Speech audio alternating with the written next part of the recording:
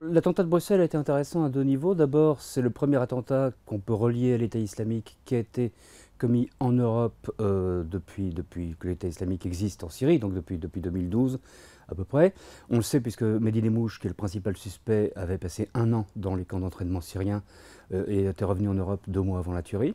Le deuxième point, c'est que c'est la confirmation d'un modus operandi qu'on trouve de plus en plus, qui est celui d'un acte, non pas d'un loup solitaire comme on dit, mais d'un djihadiste non aligné ou d'un djihadiste isolé qui va commettre seul son attentat. C'est un modus operandi qui est relativement neuf. Al-Qaïda, c'était de gros complots parce que l'effet recherché était un effet de masse et que là, il fallait 10-15 personnes, plus des réseaux logistiques, etc.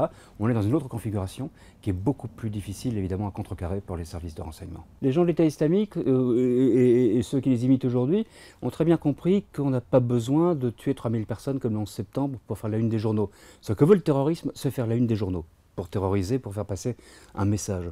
Le musée juif de Bruxelles, il y a 4 morts, il n'y en a pas 3000, ça va faire le tour de la planète entière en quelques heures.